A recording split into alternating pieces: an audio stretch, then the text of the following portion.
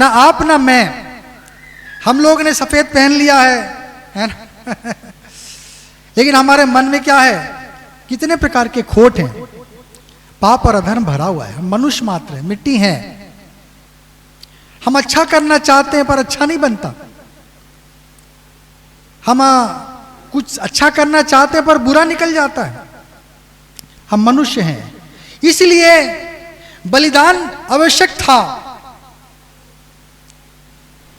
हम को कंबल क्यों चाहिए ठंड में? क्योंकि हमारा शरीर उस ठंड को झेल नहीं पाएगा, उस ठंड को झेल नहीं पाएगा। हमको सहारा चाहिए, हमको सहायता चाहिए। बाइबिल बताती है मनुष्य को बलिदान चाहिए था, इसके बगैर वो अधूरा था, इसके बगैर वो काम नहीं कर सकता था। आप में से बहुत लोग आए होंगे, गाड़ियों में आए होंगे, चाहे अपनी बाइक लाए के आए होंगे, कार लाए होंगे, या ऑटो लेके आए होंगे, कुछ लेकर आएंगे, बस में बैठ के आए होंगे, मुझको नहीं मालूम। आपने किसका सहारा लिया? गाड़ी का सहारा लिया। क्यों? पैदल क्यों नहीं आए? प्रभु ने तो आपको 11 नंबर का बस दिया है, टांग दिया है, उसी में चल के आ सकते थे? नहीं, संभव नहीं है। वो बहुत ही थकाने वाली है, हमारी जो शक्ति सीमित है। इसलिए आसानी के लिए हमको क्या मिल गया? गाड़ी बना लिया हमने। हमको वो बैठे बैठे आराम से एक जगह से दूसरे जगह क्या करती है? पहुंचा देती है। जिस प्रकार हमें सफर करने में गाड़ी मदद करता है, ठंड से बचने के लिए हमें कंबल की आवश्यकता होती है, गर्मी से छुटकारा पाने के लिए कूलर और पंखे की जरूरत पड़ती है, उसी प्रकार पाप से छुटकारा पाने के लिए क्या जरूरत था? बलिदान की आवश्यकता थी। बलिदान के बगैर हम पवित्र नहीं बन जाते। यीशु के क्रूस के बगैर हमारा जीवन क्या है? पाप में है, अधूरा है, पाप में है। अगर हम पढ़ेंगे नीति वचन 21 अध्याय 3 पद, नीति वचन 21 अध्याय 3 पद। धर्म और न्याय करना यहोवा को बलिदान से अधिक अच्छा लगता है। धर्म और न्याय करना यहोवा को बलिदान से अधिक पसंद है। धर्म और न्याय यदि होता तो बलिदान की आवश्यकता नहीं होती। बाइबिल बता रहा है इसलिए परमेश्वर को क्या पसंद है? धर्म और न्याय पसंद है। लेकिन जहां पर धर्म टूटा, जहां पर न्याय टूटा, अर्थात अन्याय आया, अधर्म आया, वहां पर बलिदान की जरूरत पड़ गई। हालेलुया। परमेश्वर ने नियम बांधा, पाप नहीं करना, बुराई नहीं करना, सब लोग शांति से रहना, तुम सब मेरे बच्चे हो, तुम सबको मैंने जीवन दिया, इस संसार में भेजा, सब आनंद से रहना, शांति से रहना। लेकिन हमने क्या किया? लालच किया, दूसरे का लालच किया और उसको लूटा, किसी पर अन्याय किया, किसी को कष्ट किया, किसी को दुख दिया। अधर्म आया, पाप आया, अन्याय आया, दुख आया, आंसू आया, मृत्यु भी आया, है ना। अपने फायदे के लिए हम देखते हैं कि कैन ने क्या कर दिया? हाबिल को मार भी दिया, पाप आया। और हम देखते हैं कि इस कारण परमेश्वर को ने क्या किया? बलिदान की प्रथा रखी थी। पाप के लिए बलिदान था, जब पाप नहीं तो बलिदान भी जरूरत नहीं। हालेलुया। जो पाप करता था, जो महसूस करता था कि मैं ही, मेरे जीवन में कुछ गड़बड़ है, वही अपने बलिदान को लेकर, चाहे चिड़िया हो, चाहे बछड़ा हो, कुछ भी लेकर वो मिलाप वाले तंबू में जाता था।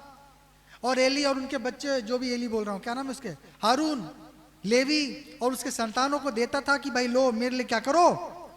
प्रायश्चित करो, बलिदान, है ना। इसके बारे में हम देख रहे थे। अगर हम पढ़ेंगे इब्रानी 11 अध्याय उसका 4 पद, इब्रानी का 11 अध्याय उसका 4 पद।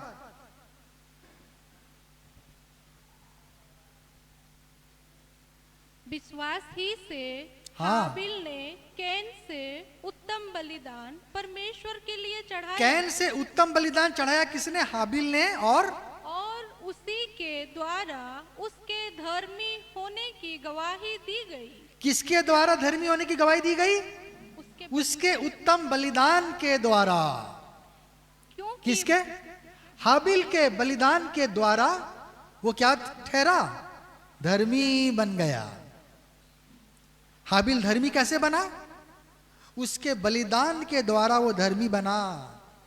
उसकी गवाही दी गई कि वो धर्मी है। क्यों? उसके उत्तम बलिदान चढ़ाने के द्वारा।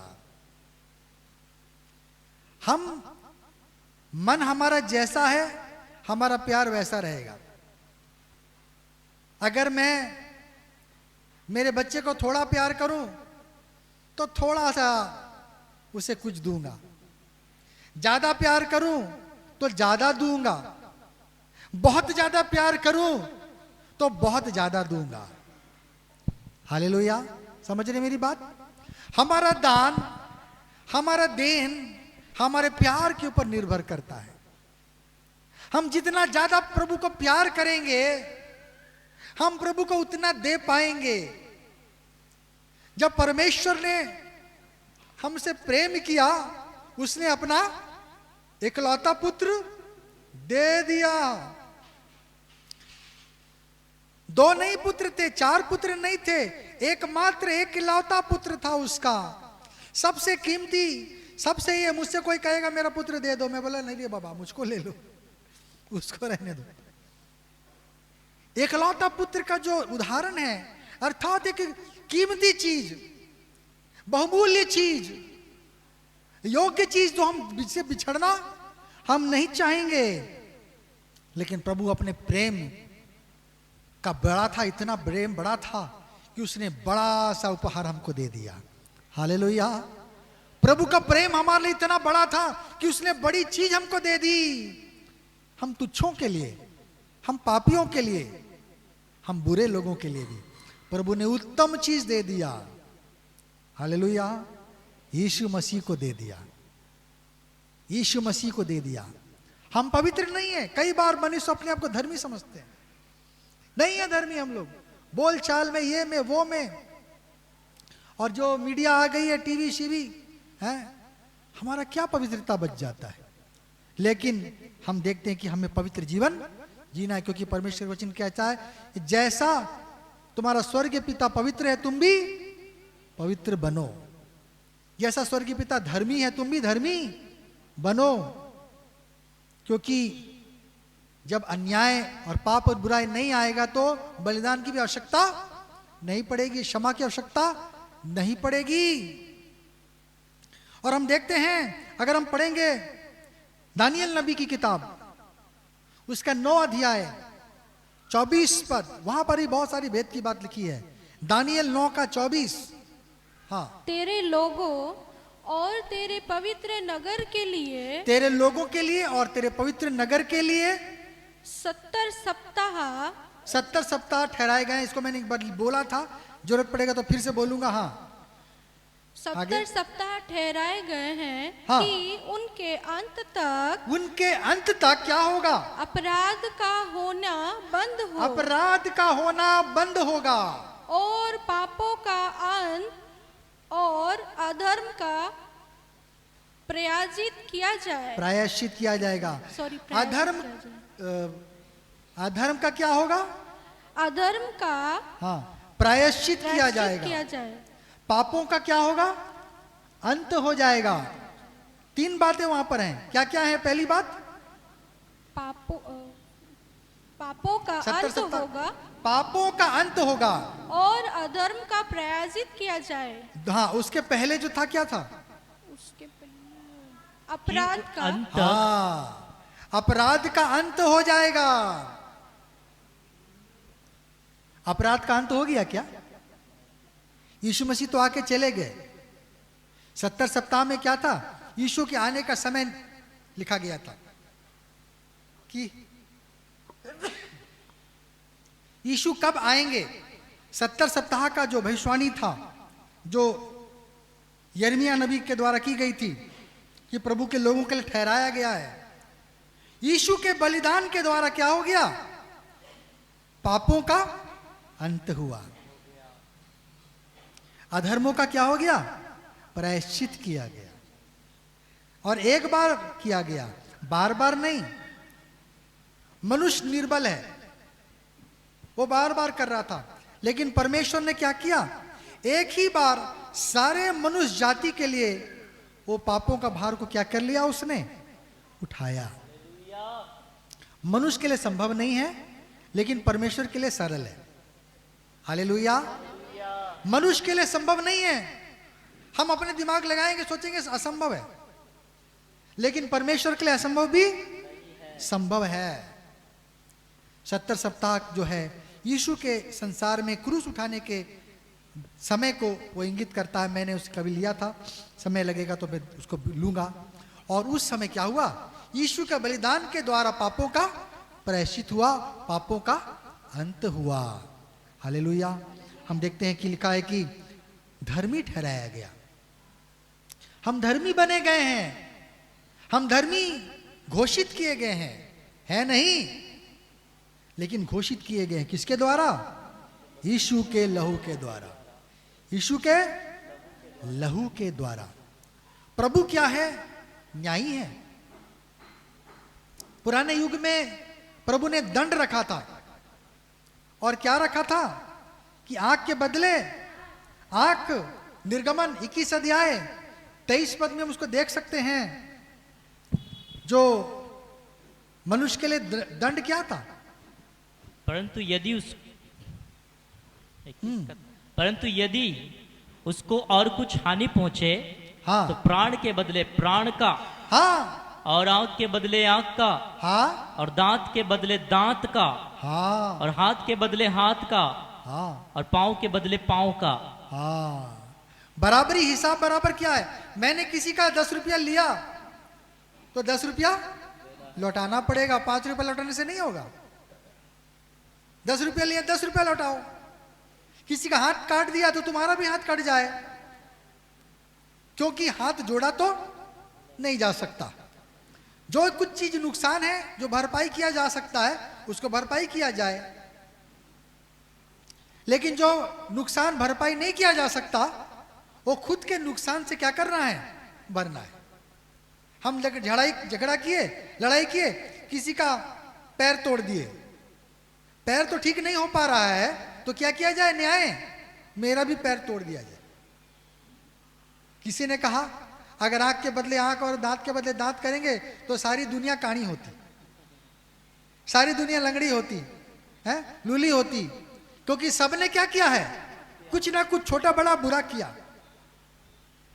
और ये नियम लागू होता तो हर एक कोई लंगड़ा, हर एक कोई अपाहिज दिखाई देता, क्योंकि क्या किया? किसी ना किसी ने क्या कर दिया? दूसरे को दुख और दर्द पहुंचाया ही पहुंचाया है। इसके बराबर हिसाब बराबर करना पड़ेगा, हिसाब बराबर करना पड़ेगा। लेकिन परमेश्वर ने क्या किया? उस बलिदान के द्वारा उन सारी बातों को अपने ही ऊपर ले लिया। हालेलुया। और हम देखते हैं कि प्रभु की न्याय प्रियता कैसी थी। पढ़े जरा व्यवस्था विवरण 9 अध्याय 4 और 5 पद को यदि हम देखेंगे।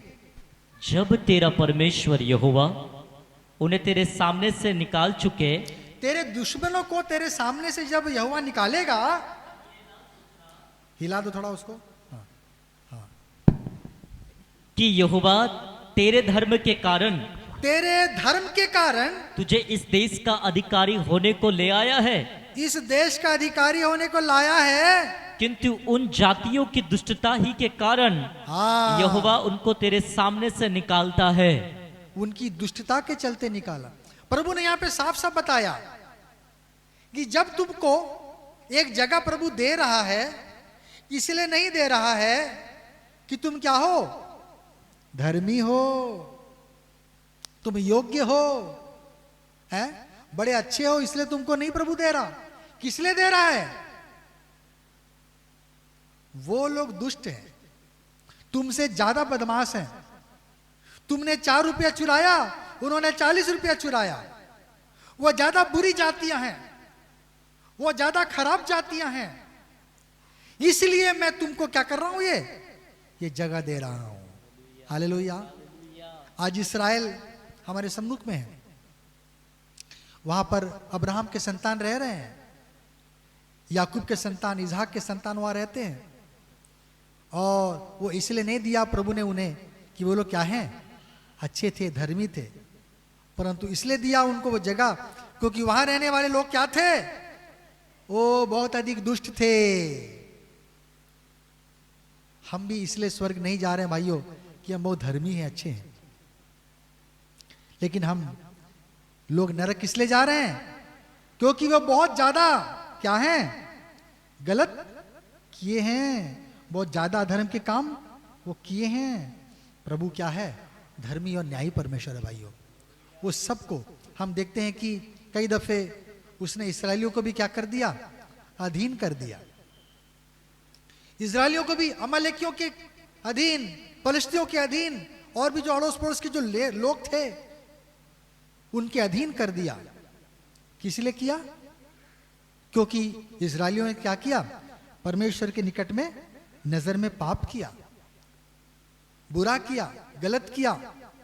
इसलिए परमेश्वर ने क्या कर दिया, उनको बाहर निकाला, उनको दंड दिया और सारे दुनिया में फैला दिया। परमेश्वर क्या है, धर्मी है। ऐसा नहीं है कि प्रभु ने इजरायलियों को खाली आशीष दिया, खाली आशीष दिया, कोई दंड नहीं दिया। जब बुराई किया तो क्या किया, दंड भी दिया। हालेलुया, दंड भी दिया। हम विश्वासी हैं, प्रभु न्यायी परमेश्वर है। ऐसा नहीं होगा कि ओ हम कोई दंड ही ना पाए, हम तो बड़े धर्मी हैं। हमारे जीवन में भी क्या है, इसलिए छोटी बड़ी कष्ट आते रहते हैं। किसके चलते, हमारे दोषों, हमारे अपराध के चलते, हमारी गलतियों, हमारे कमियों के चलते हम भोगते हैं इस संसार में। लेकिन हम एक देखते हैं एक बात, परमेश्वर ने एक चीज निकाला। क्या निकाला, मत्ती 5 अध्याय 38 पद को जरा पढ़ें। मत्ती 5 अध्याय 38 पद। तुम सुन चुके हो हाँ कि कहा गया था, आंख के बदले आंख हाँ और दांत के बदले दांत।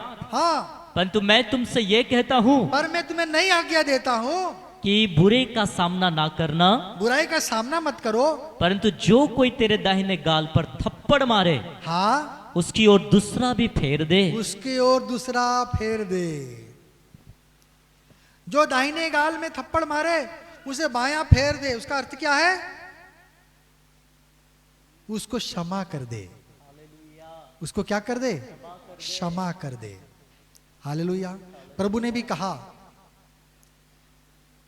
जैसा हमने अपने अपराधियों को क्षमा किया है, वैसे तू भी हमारे अपराधों को क्षमा कर। तो क्षमा कब मिल रही है, जब हम क्षमा कर रहे हैं तो हमें क्षमा मिल रही है। जब हम प्यार कर रहे हैं तो प्यार मिल रहा है। हम दया कर रहे हैं तो क्या होगा, दया मिलेगा। हम जैसा करेंगे वैसा मिलेगा। हालेलुया। क्षमा करो तो तुम्हें भी क्षमा किया जाएगा। दोष मत लगाओ। जब हम किसी पर दोष लगाते हैं तो 3 उंगली क्या होता है, हमारे तरफ है। हम बोलते हैं ऐसे कर रहा है, तो 3 उंगली क्या है, हमारे तरफ है। हम दूसरे के आंख का तिनका देख रहे हैं, लेकिन हमारे आंख में क्या रहता है, लट्ठा रहता है। हम किसी को से नहीं बोल सकते कि हम क्या हैं, हम अच्छे हैं दूसरों से। हमें मनुष्य को, मसीह लोगों को ऐसा सोच रखना है, क्या करो, हमेशा एक दूसरे को अपने से बेहतर समझो, वचन कहता है। प्रेम के द्वारा हम अपने दूसरे विश्वासियों को क्या करें, ओ वो विश्वासी मुझसे कितनी अच्छी है, वो बहन मुझसे ज्यादा धर्मी है, वो भाई मुझसे ज्यादा अच्छा है, मैं कमजोर हूं, मेरे में बहुत सारी कमियां हैं, मैं दुर्बल हूं। हालेलुया। और एक राज की बातें बताना चाहता हूं। कई बार हम लोग क्षमा नहीं कर पाते हैं। कई बार अपने हम लोग हृदय में रखे रहते हैं कुछ चीजों को, और जानते भी नहीं हैं, अनजान रहते हैं। लेकिन हम अपने शत्रुओं को कई बार माफ नहीं किए, हमारे मन में इतना ठेस लगा, हमारे मन में इतना गुस्सा था कि हमने उन्हें माफ करना जरूरत नहीं समझा। बोले नहीं, हट, उससे हम बात नहीं करेंगे, हट, हम उससे नहीं मिलेंगे। इतना गुस्सा है हमारे अंदर। लेकिन इससे क्या होता है? हमारा खुद का नुकसान होता है। आशीष पाना है तो बहुत अच्छा उपाय क्या करना है? क्षमा करो, क्षमा करो। आप देखेंगे बहुत सारे, जब ड्रेन में जाम है, कुछ कचरा है, तो उसमें से ठीक से पानी क्या निकलेगा क्या? लेकिन उसको साफा कर दो, पानी ओ धड़धड़ा के निकलेगा, है ना? पानी आसानी से निकलेगा। पानी क्यों नहीं आ रहा नल में? कहीं कचरा फंसा है, कहीं कुछ जाम है। हमारे जीवन में कई बार आशीष रुकी रहती है किसी एक चीज के लिए। किसके चलते? क्षमा के लिए। क्षमा करना है अनकंडीशनल। लोगों को क्षमा कर दें। मेरा बुरा किया, लाखों रुपए नुकसान किया, क्षमा कर दो, प्रभु दे देगा लाखों रुपया। हालेलुया, देगा। किसी ने मुझे मारा, मुझे ने मेरा ऐसा नुकसान कर दिया, प्रभु मैं क्षमा करती हूं, क्षमा करता हूं। अपने अंदर के कुड़ने को बंद करें, अपने अंदर के ओ इस क्या कहेंगे, द्वेष को, गुस्से को, चिड़न को हटाएं। इसके द्वारा हमारे अंदर में क्या आ जाता है? श्राप आ जाता है। क्योंकि पाप के द्वारा क्या आया? श्राप आया। जब हमारा जो पाप है, हम दूसरे के पाप को क्षमा नहीं करेंगे, हमारा भी पाप क्षमा नहीं हो पाएगा, और इसलिए हम श्राप के अधीन रहेंगे। और इसलिए कई बार हम रोग और दुख सहेंगे।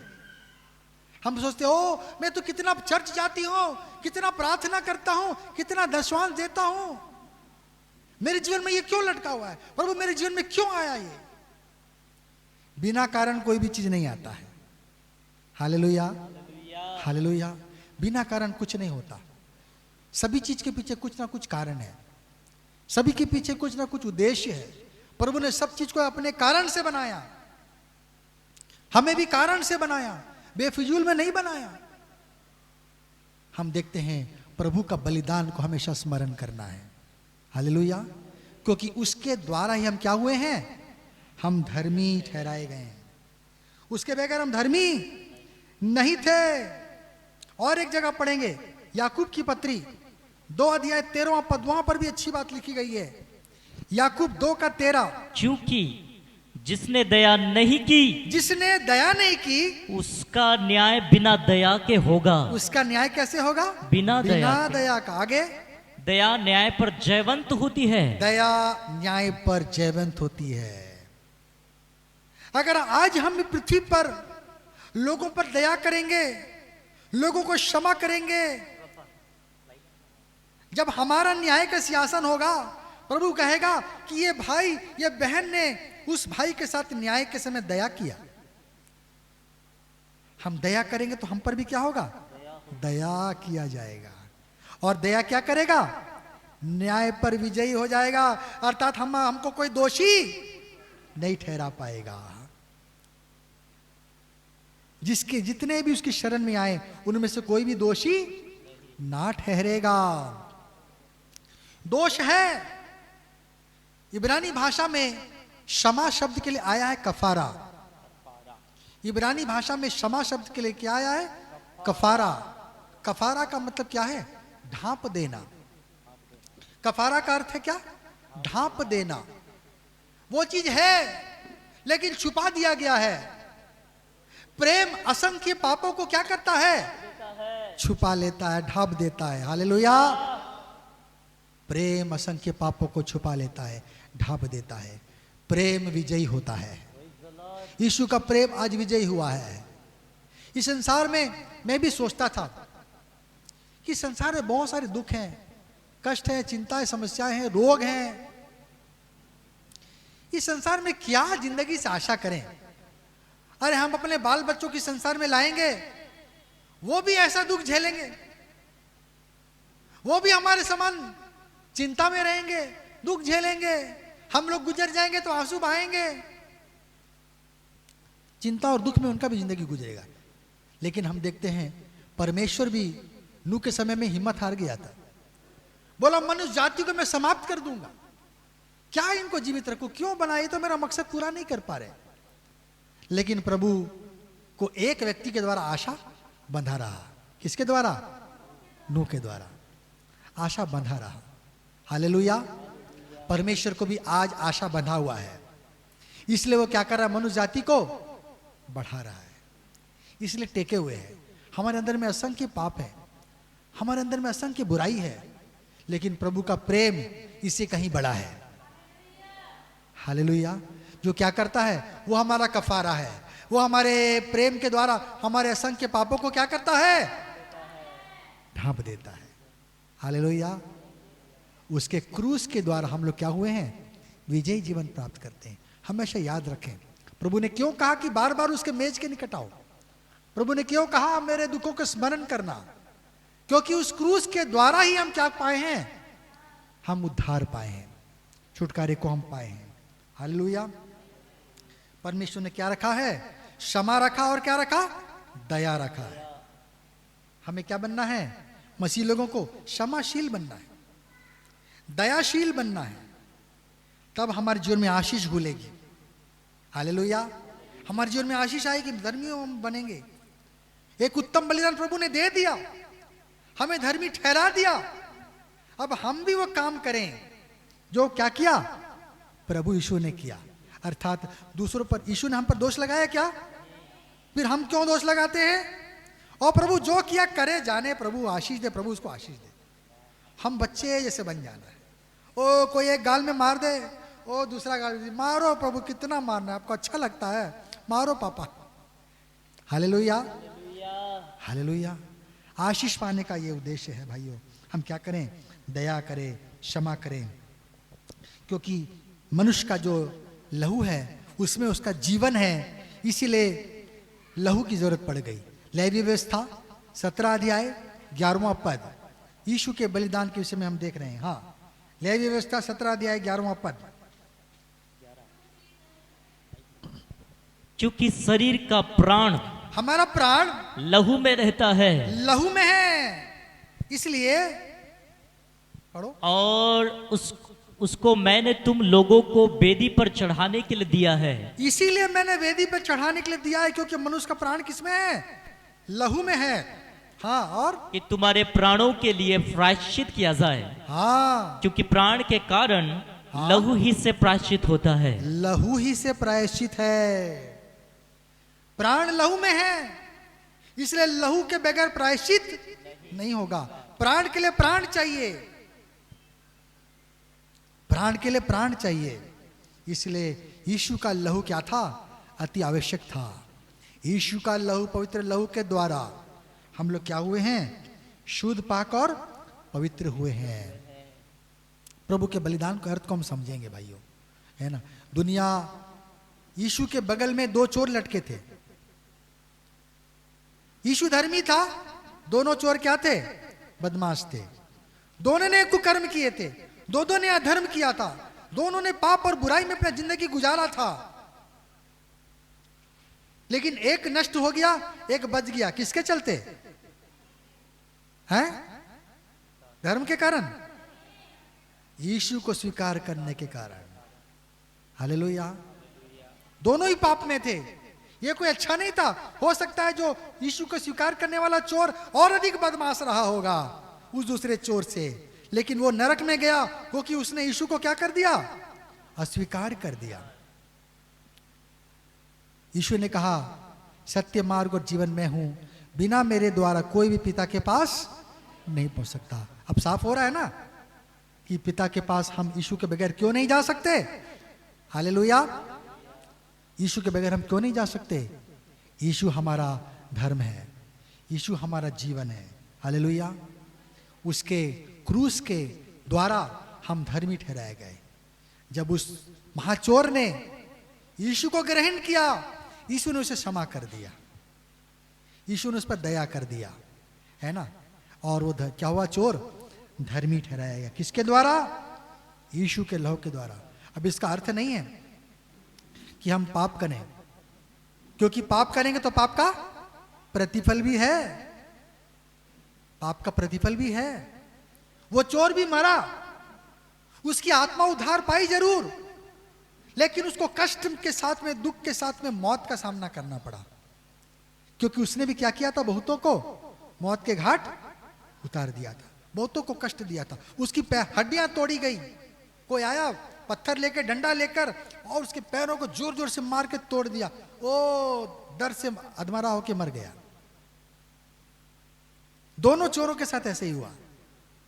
पाप का प्रतिफल है, आत्मा का उद्धार है, लेकिन हमारे पाप का प्रतिफल हम इस संसार में भोगेंगे। इसीलिए हम क्या करें, पापों से हम दूर रहें, अधर्म से हम क्या रहें, हम बचे रहें। हालेलुया।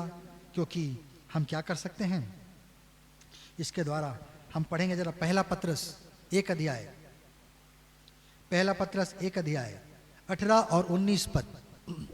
क्योंकि तुम जानते हो हाँ कि तुम्हारा निकम्मा चाल चलन हाँ जो बाप दादों से चला आता है, हाँ। उससे तुम्हारा छुटकारा चांदी सोने अर्थात नासवन वस्तुओं के द्वारा नहीं हुआ, किसी नाशमान वस्तु के द्वारा हमारा छुटकारा नहीं हो सकता, पर निर्दोष और निष्कलंक मेमने हाँ अर्थात मसीह के बहुमूल्य लहू के द्वारा हुआ। पवित्र लहू के द्वारा हुआ है।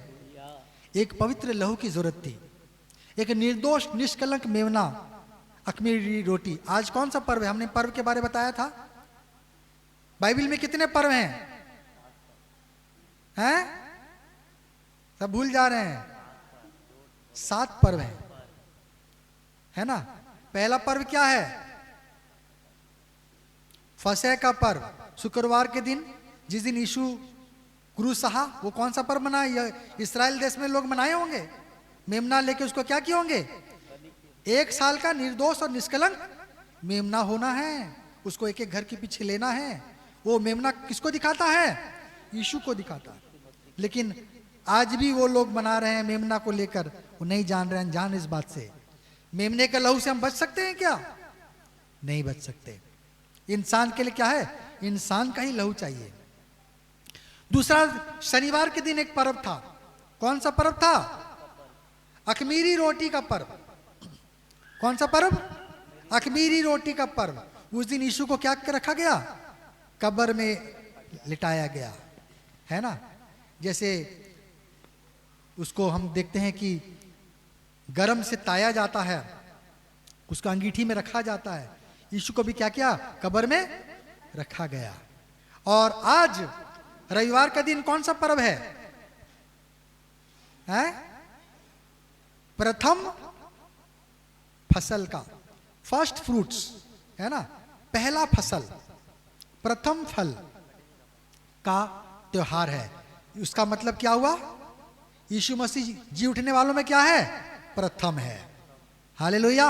उसके पीछे पीछे हम भी जब समय आएगा, आग की पलक झपकते ही हम क्या हो जाएंगे, रूपांतरित होंगे। और जो हमसे पहले मर गए हैं, अगर वो, उनका भी कब्र फट जाएगा, फिर वो भी जी उठेंगे और वो भी पुनरुत्थित को पाएंगे, और हम सब मिलकर क्या होंगे, मध्य आकाश में जाकर इकट्ठा होंगे। वहां पर यीशु मसीह हमारा इंतजार कर रहा होगा। तो पहला 7 पर्वों से 4 पर्व पूरे हो चुके हैं।